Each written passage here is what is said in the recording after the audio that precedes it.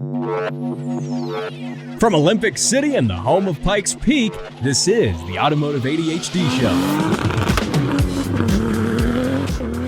Oh yeah, here we are rocking it on the Automotive ADHD Show, heard around the world as a podcast, and right here as well on the radio in Southern Colorado. Matt West here, hanging out with you to talk about cars. That is what this show is about, and hopefully that is what you are here for as well. Now, I have a very packed show for you today. Very packed. There's been all sorts of stuff going on. We are going to talk about Toyota's track use warranty and follow up on the guy from a few weeks ago who had his GR86 warranty claim denied because he had his car on track. We're going to follow up with that. Sounds like he's getting some resolution. Also, somebody found the NASA Shuttle Command Vehicle for sale and bought it. So yeah, we'll get to that. Also, we're going to hit on some more sobering news. A dangerous trend in the car scene has led to the death of 2 people over the weekend. So we're going to talk about that because I think it's important for us to do that. But we're going to get to all of that stuff. And we're going to get to a listener-submitted question about squatted trucks. You know, the Cali Lean, the Carolina Squat, the Tennessee Tilt, you know, whatever you want to call it. It's called many things, and I'm going to share my opinions on it because I have been asked to do so, and I will oblige with that. So, but before I do that, we're also going to play your car sounds here as well. I can't wait to do that. I got a really cool one that was sent in this week, so I'm excited to play that. He knows who he is. But I spent the weekend, and there is a reason I'm uploading the show a little later this week. That's because I spent the weekend. I took some time off just to spend time with family. Been having some long work weeks, you know, so I decided, you know, it's important to take a little bit of time off, go up in the mountains, spend some time with family, and visited the Oktoberfest celebration in Breckenridge, Colorado. But this ties into car stuff, and I'll tell you about it here, because what's interesting is I, decided to drive the AE86. Yeah, I'm one of the 86s I have, the one that actually runs. Clarifying that. The other one doesn't run yet. The Volvo swapped one, it's been a long time since I've talked about that. There's some really cool updates on that, but I will get to that because I don't always talk about my own cars here on the show. That's not what the show is for. But I was driving my red AE86 Coupe, which has a 20-valve blacktop 4AGE. It's we've got ITBs. It's really fun. And it runs on an Arduino as an ECU. Specifically, it uses a Speeduino ECU that was put together by friend of the show, OBD1 Kenobi.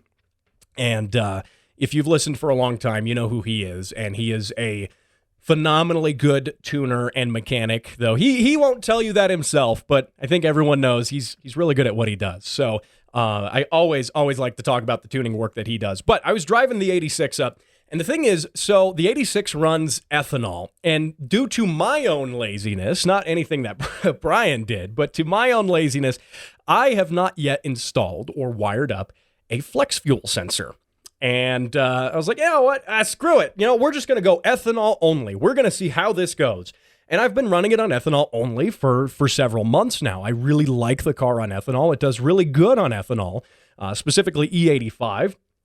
And so when Brian did the tune for it, we only did it for E85. And I decided to see if I could make the trip from Colorado Springs to Breckenridge, then back to Colorado Springs again on E85 only. And this is one of those things where you kind of commit to yourself that, okay, I'm going to see if this is possible. And if it's not possible, we'll figure that out later. We'll figure out what to do later.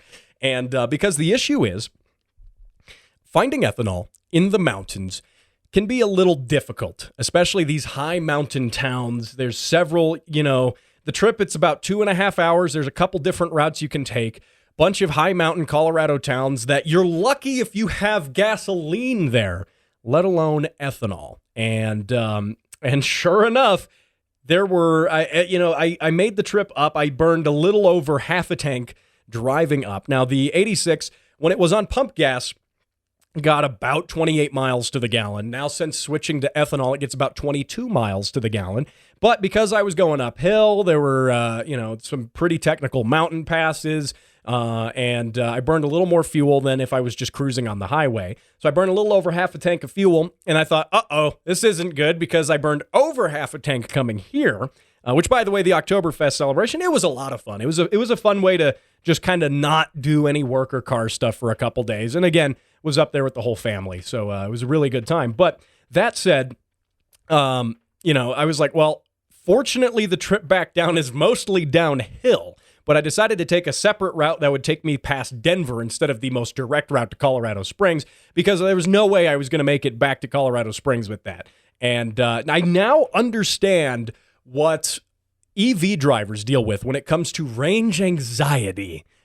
Because I got down to I-70, really beautiful drive. If you do want to see some photos, I have a photo up on the Facebook page. I mean, gorgeous scenery. But once I got out of the mountains, the highest point I reached was 11,990 feet at the top of Loveland Pass. And the car was running great, even up there, even on the ethanol. Everything was running really awesome.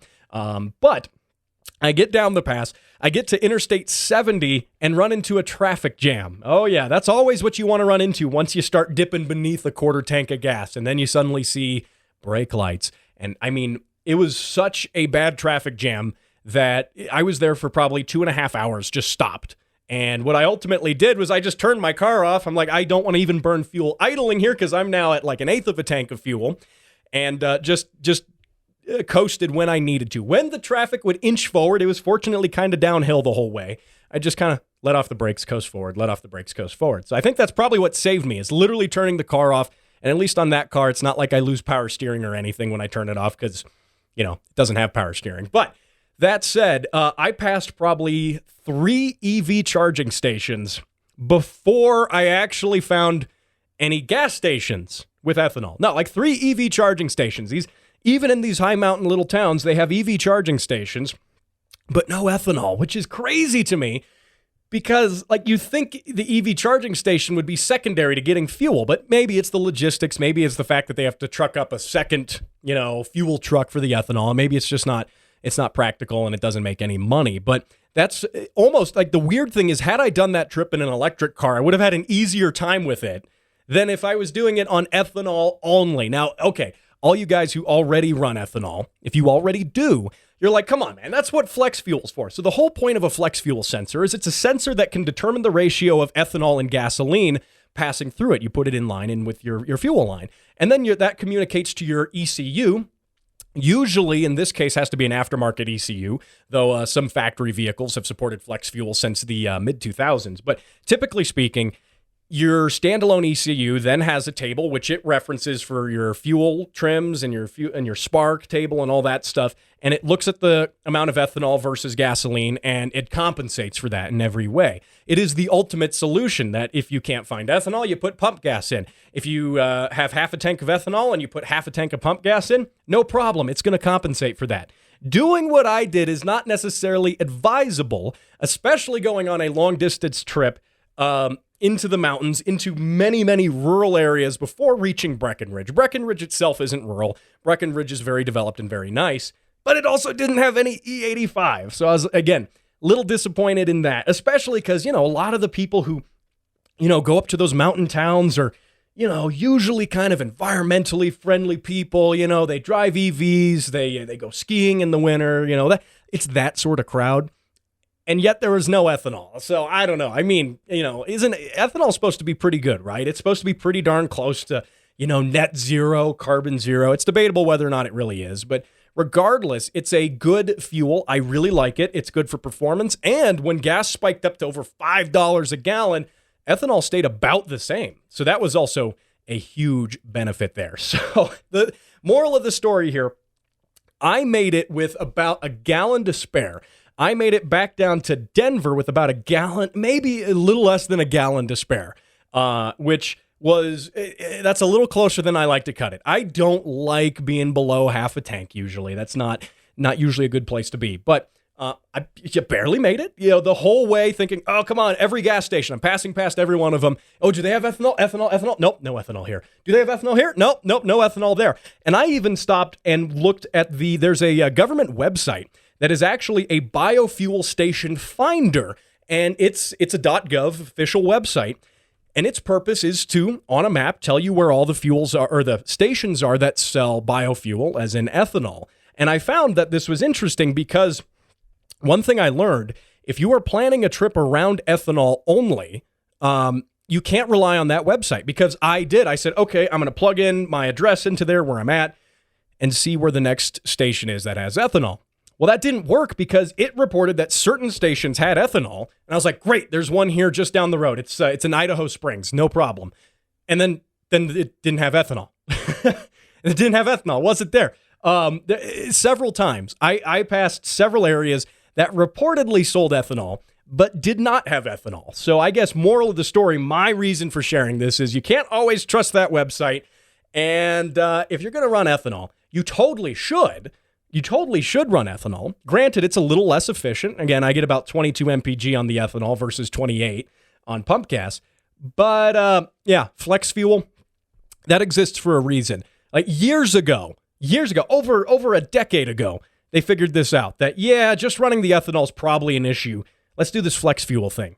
And in my own, stupidity, I was like, no, I don't need it. It's a $25 sensor. Screw it. I'll do it later. And the whole way back, I got to experience kind of what it's like to be an EV driver. So is that a good thing? Is that a bad thing?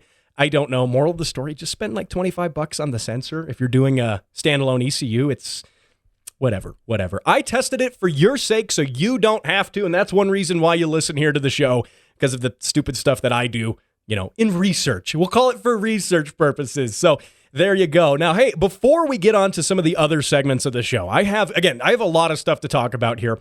Some really important stuff when it comes to street takeovers and other things like that. But one thing I want to get to here before we wrap up the first segment is I had a listener Dylan, and shout out to Dylan for being such a fantastic listener, but he sent in a question, and he wanted to know my thoughts on squatted trucks. What do I think about them? Where do they come from? All of the above. And I'm going to share that with you because, and also if you do have if you have thoughts that you want to send in, you can always do that. That's what the Facebook page is for. That is my way to interact with you. It's tougher when you do podcasting compared to, say, YouTube and other stuff. You got comments and stuff people can send you right away there. Here, it's a little different. So we use the Facebook page for interacting. It works great. But Dylan wants to know my thoughts on these squatted trucks. And firstly, getting out what they're called, because you will know these things as, maybe, depending on where you live, you either know them as the Cali lean trucks, the Carolina squat, or the Tennessee tilt. All of the above. And, and they're all the same thing. So what these are when guys take trucks, usually they put big chrome wheels on them that have low profile tires. That's one sign of it. But the main thing is they dump the back of the truck. They lower the back and raise the front. And by raising the front, we're not talking a little bit. We're not talking like your leveling kit or any of that stuff.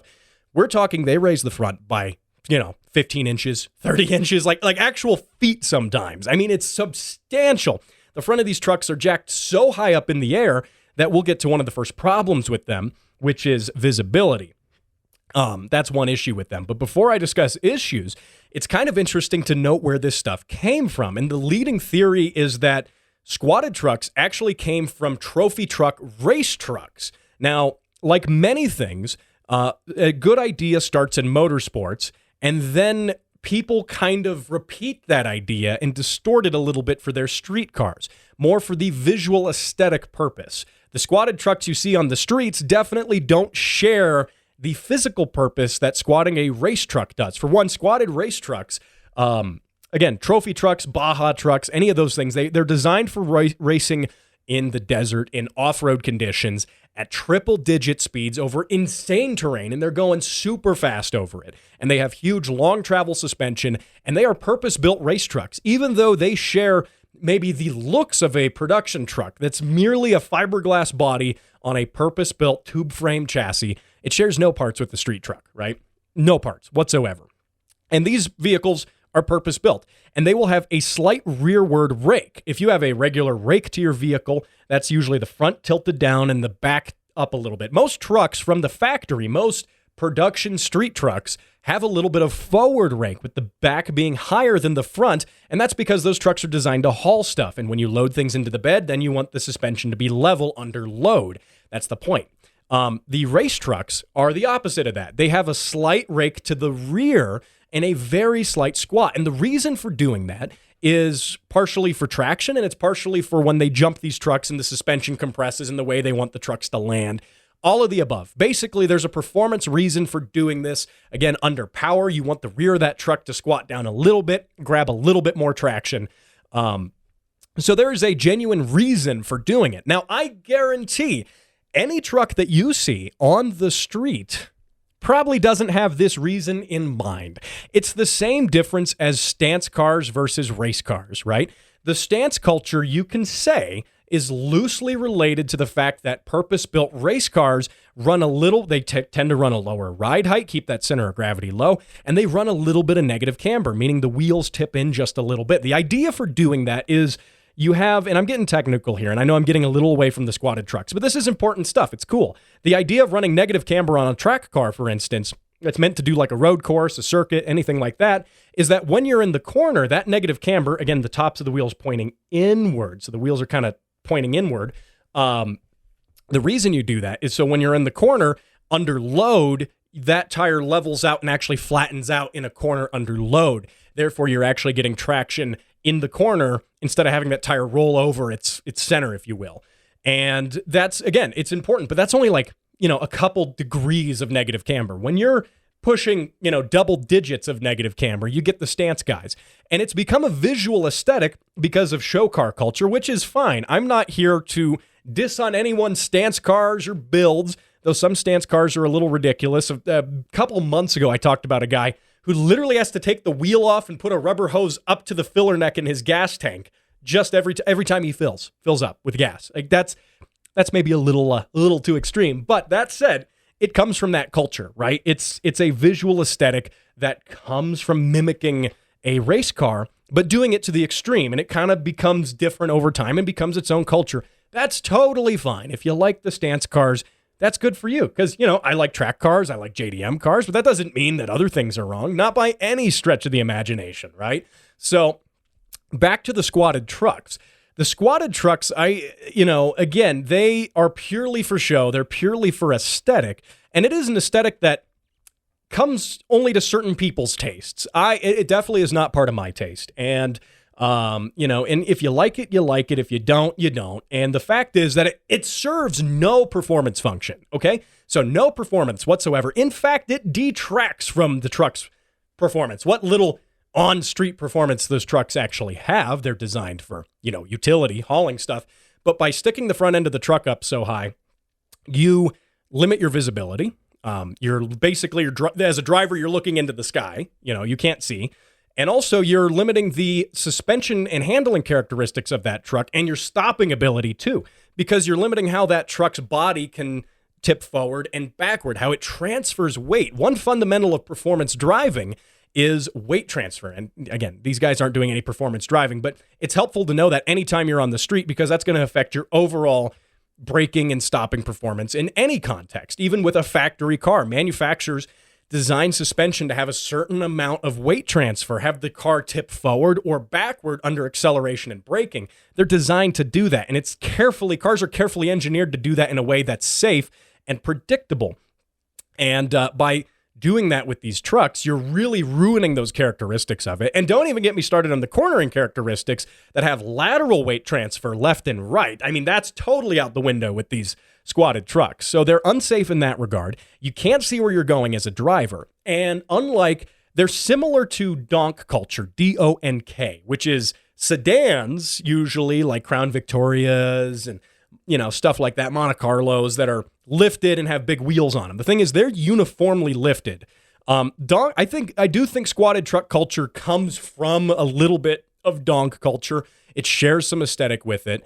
And I will admit, some of the fabrication and engineering that goes into some donk cars is is really incredible. Again, it's maybe not my thing, but I respect the work the guys put into it. I mean, some of the stuff they do is insanely technical and insanely cool and has a ton of, man hours of labor into it. Not every car is created equal, though. There are some ones that are just built poorly and give the whole scene a bad rap. But I think squatted trucks kind of come from that. But there's not as much of a safety issue with the donk culture as there is with the squatted trucks. Because again, the squatted trucks, you're really limiting that vehicle's ability to do anything, and you're limiting the driver's ability to see. And I've even heard some squatted truck guys say, "Oh, that's okay. I got a solution. We put backup cameras in the front of the truck so we can see in front of us." But the fact that you have to put a backup camera in the front of your truck to solve a problem that doesn't need to exist in the first place,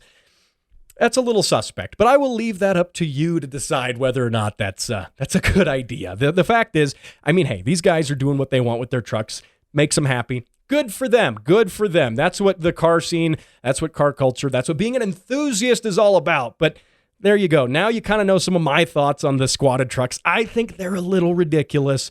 I do think they pose somewhat of a safety risk. I wouldn't want to be at a stoplight. Let me put it this way.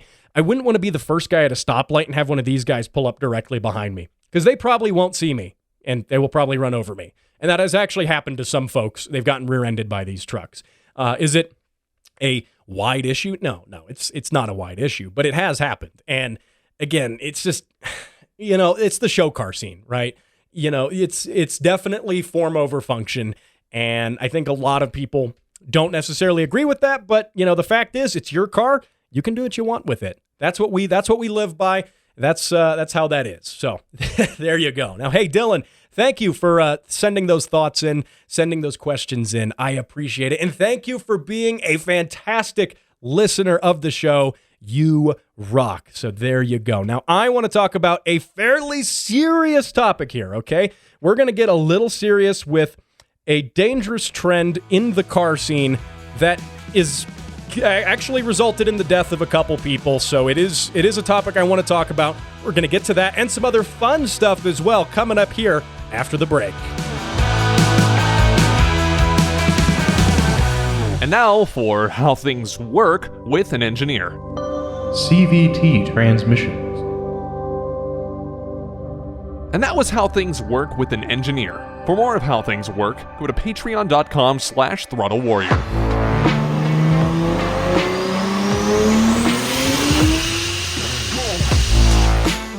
There we are, rocking it on the Automotive ADHD show. That car sound was sent in by Lucas. That is his, sounds like a 2JZ, right? Because that is, but it's in a very cool car.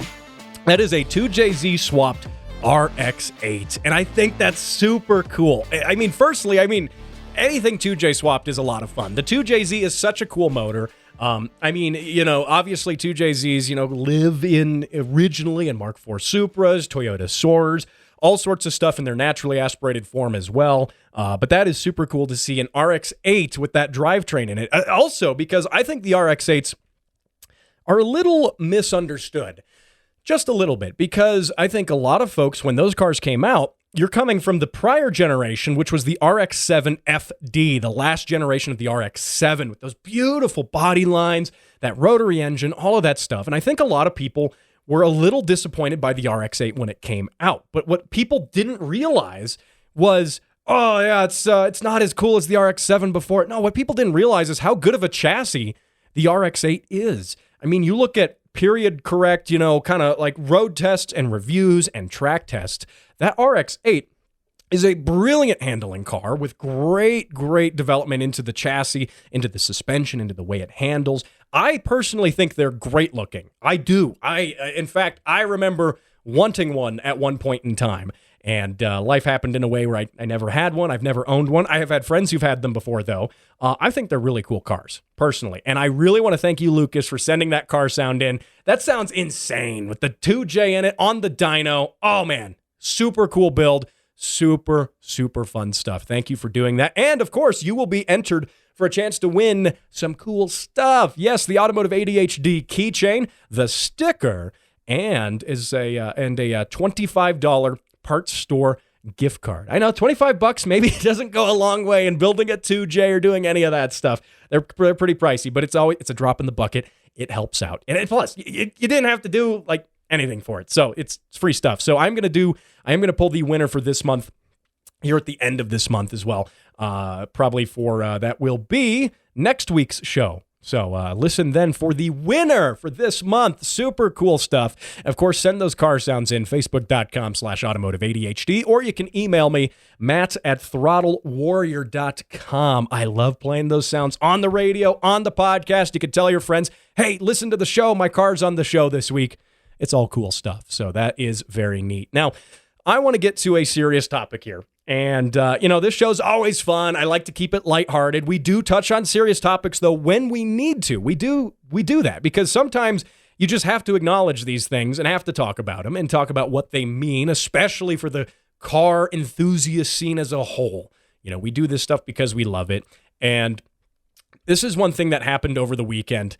Here, let me just roll this sound clip here. Check this out. Good evening, I'm Joe Holden. This new video into the Eyewitness newsroom shows the arrest of the man now charged with hitting and killing 2 people in Wildwood.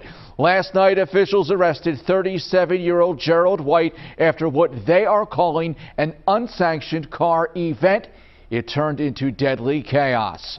Okay, so what happened there was specifically the H2OI, or H2O International event. And we're going to talk a little bit about the backstory of this event, what it is. It doesn't exist right now, just as a heads up here. It doesn't exist in its current form like it did years ago. It's not even run by the same people. The event, H2OI, is practically dead, but other, you could say, wannabe events or other events are happening within the same name of it, okay?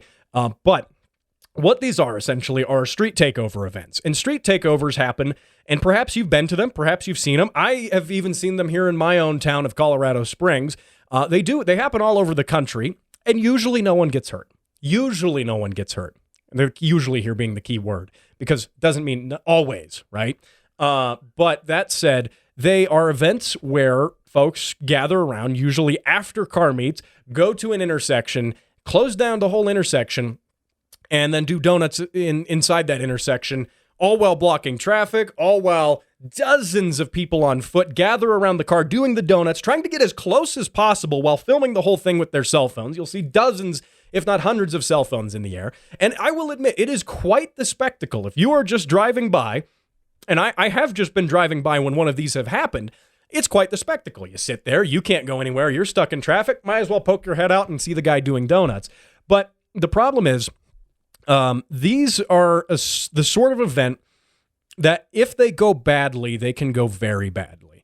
And that's what happened over the weekend, where this gentleman who was driving his car, he was driving, I believe it was a 2003 Infiniti, and he hit a 2014 Honda Civic and then glanced off of that Honda Civic and hit 2 pedestrians, one of which died from their injuries.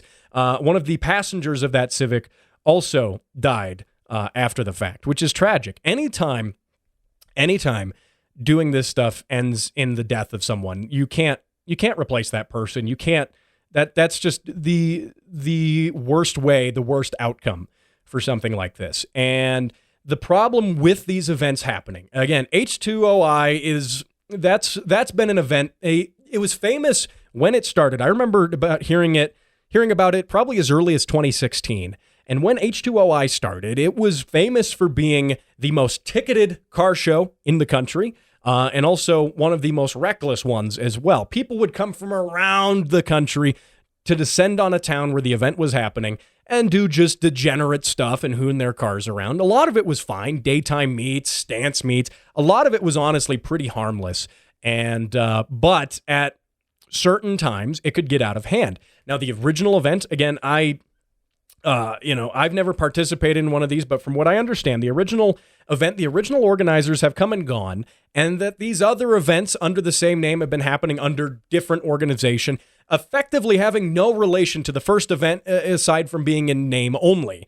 And they've definitely gotten out of hand. Anytime you have someone who does something that results in the death of others, that's definitely getting out of hand. And why this is a problem is because this reflects on the entire enthusiast community, and it reflects poorly on it, even though maybe you and myself had nothing to do with this. If we had nothing to do with it, it doesn't matter because of social media, because everyone's got a camera phone, because everyone's recording this stuff. It has been, and this stuff is, don't get me wrong, it has happened for years up until now. It's been going on for years. Street racing as a whole goes back to the very first cars. Since there were cars, people have been street racing them. That's not anything new. But what's happened is the public perception of it here is definitely new and definitely changed because mainstream media has been picking up on this stuff and been reporting it in a national context. And people who are not car people, you could call them normies, right? You know, people who don't know how to enjoy their cars, but their first introduction into the car scene, into enthusiast culture, might be one of these things that happens. Maybe it happens in their town and they see it on the news. Maybe they see it on the national news, like this story here.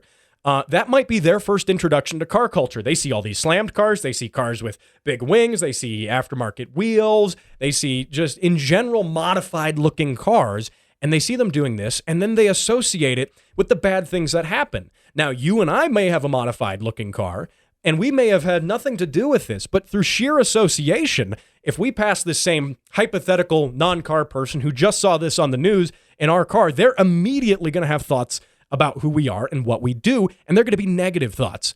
And that's a problem because in a world right now where we have New York attempting to implement speed limiter laws requiring that cars have speed limiters fitted to them, and to specifically stop all speeding and other things forcefully. And, you know, as car enthusiasts, we push back against that because we don't want any government control. We don't want any more regulation over our cars than we already have. We want to be in control of the car at all times. We don't want, as enthusiasts, typically we don't want computers doing it. We don't want any of that stuff. And so in our sense of trying to defend ourselves from this legislation that happens, like New York speed limiter law, that hasn't officially been passed, but it's been proposed, bear in mind. It hasn't passed yet. But in our defense, trying to get away from laws like that and trying to appeal to our legislators and say, this is an overstep. This is too much. We don't want this. Well, our arguments completely get washed out of things that happen like these deadly street takeovers. These street takeovers are bad for everyone because perhaps a congressman who, again, doesn't know anything about cars, but they listen to their constituents, the people who they represent. And sure, some of us as car enthusiasts who may also, write our congressman about, say, the RPM Act, they might say, okay, but I've also had a lot of other constituents complain about this rampant street takeover stuff, which, again, I don't think the incidents of this have actually increased. I just think it's garnered more media attention now than it has in the past. But the fact is, say a congressman who's not into cars, doesn't know, but they are doing their best to represent their people, are going to hear also the complaints of people wanting to shut this stuff down. And maybe then that congressman is going to then vote for is going to try to support a bill as well for speed limiters. So my whole point here is it's all connected. It's all tied together. And to get out of, to have laws like the speed limiter thing proposed that I think universally as car enthusiasts would all object to, but then have our reasonable arguments against a law like that be discredited because of reckless people, because of the actions of a few bad actors that had big implications, that then affects everybody. And that's something we need to avoid as a whole. That's why I said this is a serious topic, but I think it's important to talk about. And what, this doesn't mean, don't go to car meets, don't go to car meets at night. There's car meets I enjoy going to at night that are fun. I like going out, seeing interesting builds, swaps, all sorts of stuff, talking to the owners. Sure, they are unsanctioned events, but that also doesn't mean that, we need to sanction all events to make them safe. Not true at all. Sometimes these smaller little groups just organized on social media, you get together, there's food, you get food at, the strip mall behind where the meet is, and then you hang out for an hour or two, check out some stuff, then you cruise with some friends, get some coffee, on a weekday night or something like that. That's not the problem here. And the problem with these events is a lot of times they take place after meets. It's maybe a few members of a meet or a group then go to this other event where then they do something that's very dangerous. Because again, sometimes this is more dangerous than just, street racing on a back road where no one is. You're only risking yourself at that point in most cases. But I'm not going to officially sanction any of that. But the fact is that because people are leaving otherwise legit events to then go do this stuff, which is blocking traffic, which is potentially hurting people, the governing bodies that be now are going to target otherwise innocent meets and events, saying this is where it starts. We're going to cut that off so it doesn't turn into that. And again, we don't want that. For the rest of us law-abiding people who are enjoying cars, we don't want that. And we don't, again, want any more intervention in that stuff than there already is. And for instance, here's a good example, and then we'll move on from this. Again, this is a car show where I try to keep it light, I try to keep it fun, but I do need to talk about important stuff here and there. For instance, in my own city here in Colorado Springs, about 2 years ago, the city council implemented an ordinance that I took a little bit of an issue with, and I read up on it as they were voting on it, as they were doing stuff. But basically what it does, and why I'm telling you this, I know a lot of my listeners don't live here in the Springs, but I'm just relating this to how this affects all of us. And what this ordinance does is it allows police officers in the city to impound and confiscate cars without an actual crime having to have been committed with that car. And it's written in such a loose way that they can interpret it any way they want, in terms of they can say, this car promotes street racing culture, even though the driver and the car have done no street racing. It promotes street racing culture, and that's bad. It looks modified, and it, quote unquote, promotes that culture. So at the officer's discretion at a car meet, he could just impound your car. Now, this hasn't happened, thankfully. It looks like this was an ordinance, but it looks like it was written very broadly for that reason, but thankfully they've not acted on it that way. But the point is, governments are doing this specifically because of events like this that turn into a dangerous thing. And then that affects all of us, and we don't want that again. So, what can we do about it? I would say, at the very least, you can avoid being, the ones doing the street takeovers. And I get it. It's something unusual, like, whoa, look at all these people. They're doing donuts. There's tire smoke. It can be exciting in the moment, and I totally get that. Like I said, I have seen my share of these things. I've never participated in one, but I've seen my share in these things. And, I get that it can be exciting. It can be different, and, there could be some adrenaline involved. But is it worth it if it turns bad? That's the question. And I think the answer is no. So, yeah, there you go. There you go. Now, I don't want to stay on this heavy topic too long. My thoughts do go out to the families of those who were killed in this last weekend's H2OI event. And that's just something I think needs to stop, or else the general public who's not into cars is going to start complaining to legislators, and legislators are then going to look at all of us as the villain, even though we have nothing to do with it. You have a modified car, it's got a big wing, you're lowered, maybe you got some camber, some aftermarket wheels. Well, that looks like it's promoting street racing culture, and we can't have that.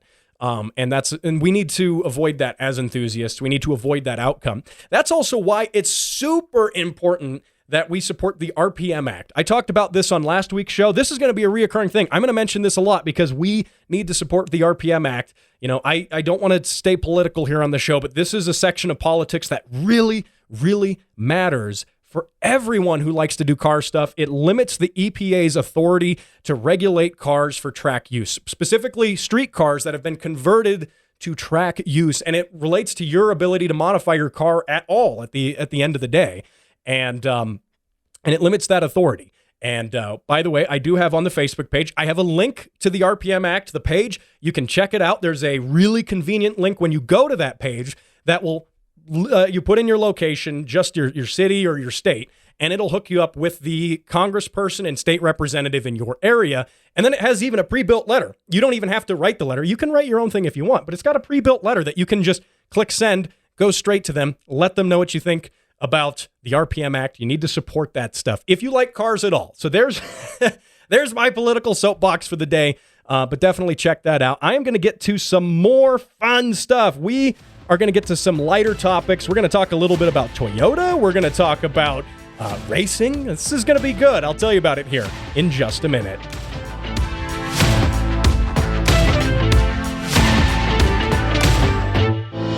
At the Speed Council, getting things done fast is our priority. We do everything fast, from driving, working, sleeping, and eating. Someone help, he's choking! This is Tim. Hello. And by the time this ad is over, he'll have bicycled across the earth 69 times. Nice. Even if our name sounds unfamiliar, you know our work. F1? Pfft, child's play. The world's first supersonic jet? Yup, that was us. Apollo 11? Also us. The fastest animal in the sea? Hell, we even wrote the Wikipedia article. Fast. And we're so dedicated to speed that we've genetically engineered the world's first hyperspeed speed machine. With this scientific breakthrough, you can download your favorite automotive podcast a whole day early. How's that for fast? Patreon.com/Throttle Warrior. Donate now. Download the show early and receive special perks. This message approved by the Speed Council and the Church of Fast Things.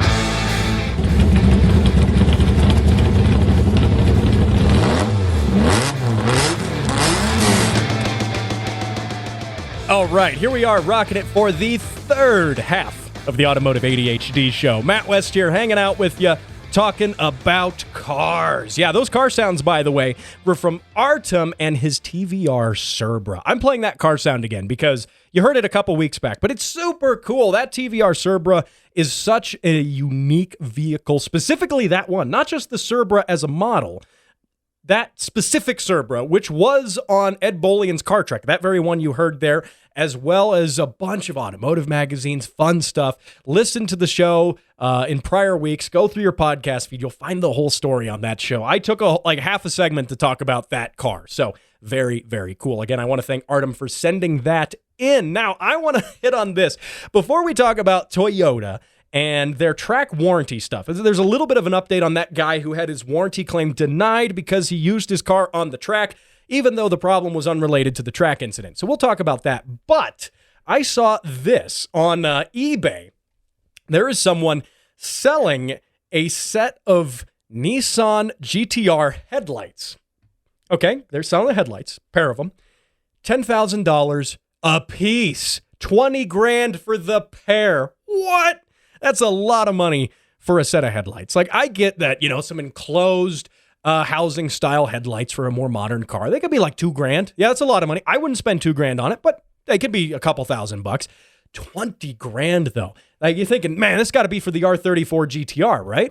Now, this is the R33. Everyone's least favorite GTR is, I would say, arguably the R33, which I think it's everyone's least favorite in a kind of wrong way. I like the R33. I mean, from a performance standpoint, it's better than the R32. It's not quite the R34, but it's also the underdog because it was never really in Fast and Furious. Also because you can't really import them yet. The R32s we've had for a number of years here in the United States. I've seen several around town, even here in the Springs. Now, bear in mind, not these cars get mistakenly called GTRs a lot when many of them are GTRs, but in fact, most of them aren't. They're just Skylines. The Skyline is a model, and the GTR is the top trim version of that model. A lot of times you will see the Skyline, say the GTST or any, the regular Skylines are rear drive, and they're really cool. Don't get me wrong. I think they're still really cool cars. The RB engines are definitely interesting, the RB series of engines. And anytime with the GTR specifically, you have a straight six, turbocharged, and all-wheel drive performance car. That's cool, because no one else is really doing that. Well, no one else is doing that now anyway, but no one was doing it even at the time. The Supra, rear drive only, right? Straight six, turbo, rear drive. No, the GTR, straight six, turbo, all-wheel drive. Very cool car. The R33, again, I like them. I do. They are sort of the stepchild of the GTRs, the intermediary. Everyone wants the R34, the Paul Walker one, whether you played with that car in Gran Turismo or whatever, however you got your introduction to that. That's the one people want. The R33, again, is cool, but these R33 headlights, these are HID headlights, which, they're the HIDs, and they're factory new, and they're in the box, and yeah, that's cool, but 20 grand, whew. Oh, man. I mean, obviously, if they're for an R34, R34s now, the prices have gotten so inflated. I mean, we're talking $500,000 for a car that was supposed to be an affordable alternative to something like a Porsche. like a 911 or, it was supposed to be an affordable alternative. The, everyman sports car and the Nissan lineup are definitely everyman sports cars are like the Z cars, things like that. The GTRs, again, are a little more, they are targeted for a slightly more expensive demographic, but they were still supposed to be cheaper than the, supercars of the time. And they definitely weren't supposed to be supercars by any means. But the fact that you get supercar money for them now is crazy. And the whole fact, too, is that you could buy these headlights. You definitely could buy these headlights. And if you bought them and didn't even put them on a car, if you didn't even have an R33, you could buy them and then probably hold on to them for a couple of years and then flip them for more money. Not saying you should. Don't do that. But you could buy a whole, like a 370Z, like a lightly used 370Z. You could buy for the price of these headlights. So that has yet to see if these actually sell for that price. But knowing how much people are paying for actual GTR stuff now is crazy. You won't find me spending that much money on one, namely because I don't have that much money to spend on it, so I couldn't if I wanted to. But even if I could, I don't know if I'd spend $500,000 on a GTR. There's faster cars around for that money. There are definitely faster cars around. But if your whole thing that you want to do, you're well off money-wise, and you want to spend some time cosplaying as Paul Walker, then you need an R34. I'm sorry, you just have to. If you're going to do a Paul Walker cosplay, you just got to have the R34. There's nothing for that. So that's an expensive cosplay. So there you go. Now, another thing I want to hit on here before we wrap the show up, Toyota, as you know, is, the best car manufacturer around, wink, wink, nudge, nudge. No, I like them. I like Toyota. I definitely do. They have their shortcomings, and I call them out on their shortcomings. And one of those shortcomings specifically is relating to the GR86, the twin of the new BRZ. They are mechanically identical cars, with some minor suspension differences, but that's about it. Subaru. So again, and it's always tough talking about these cars because the fact is, Toyota built the chassis. Toyota does a lot of that, but Subaru does the drivetrain, the engine specifically. It is a Subaru flat four, a 2.4 liter. And I talked a couple weeks ago about how there is an issue that's making the rounds where these engines have too much RTV silicone gasket applied at the oil pan area when they're being manufactured at the assembly plant. They have too much of that applied, and the chunks of RTV that squish out from between the oil pan and the block then get into the oil. Those chunks squish out, they go down into the oil pan, and then they get picked back up by the oil pickup going to the oil pump, and then you get bad things that happen because you clogged up your oil pump, and now you don't have oil pressure. And one of the fundamental things you need in most engines is oil pressure. If you don't have oil pressure, you're going to have a bad day because you're not going to have an engine for very long.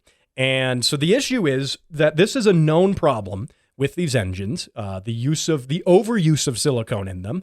And Subaru and Toyota have acknowledged that this is a known issue. However, there was a gentleman who was using his brand new 86 on the track, and it made quite the headlines because he was using it on the track, but not in any unusual circumstance. He was using it in an autocross, which autocross events are some of the lightest events you can do mechanically speaking on a car. They are the least destructive, in my opinion, to a car.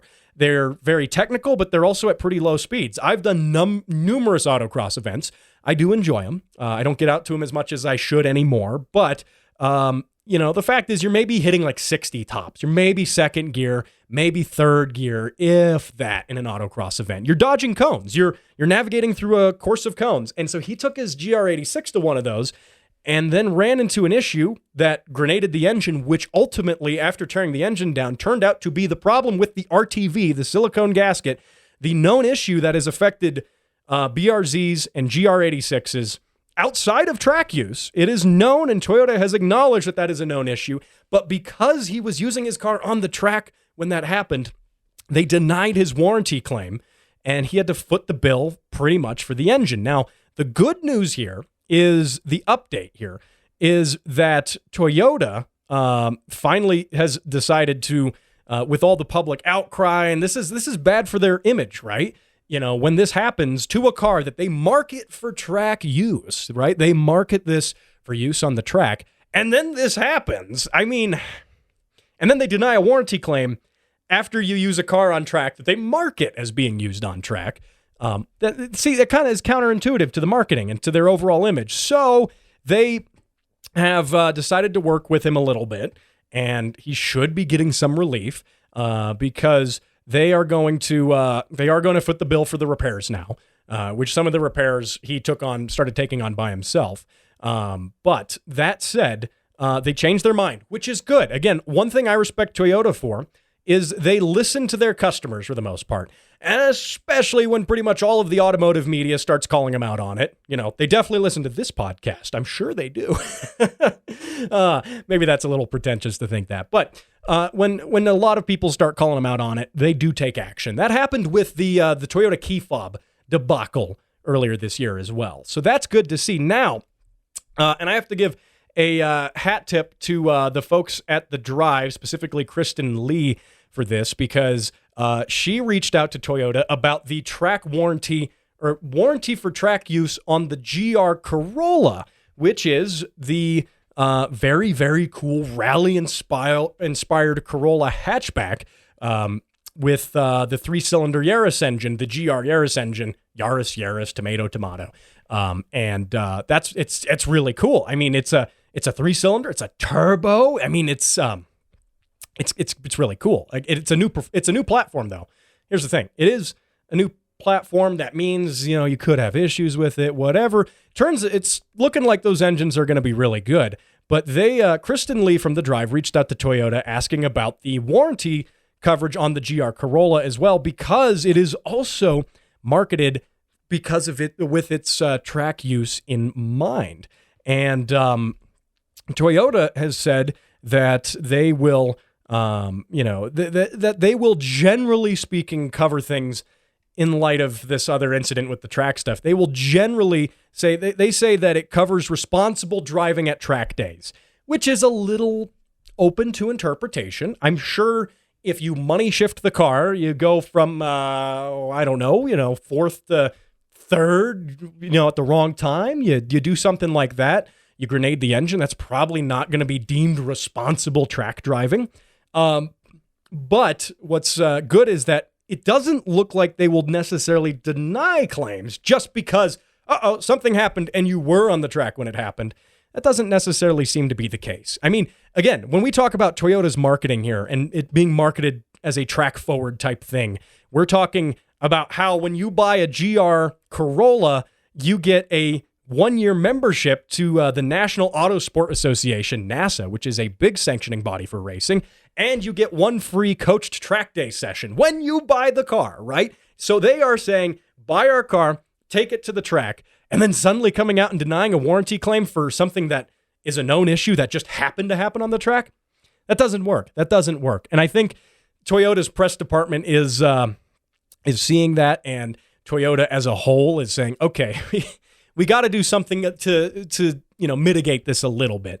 Now, again, it's not an all-inclusive warranty. I would say anytime you take a car to the track, as someone who tracks their car with no warranty, because my car's far too old my car's warranty expired, 18 years. My car's warranty is so far expired, it could vote. Let me put it that way.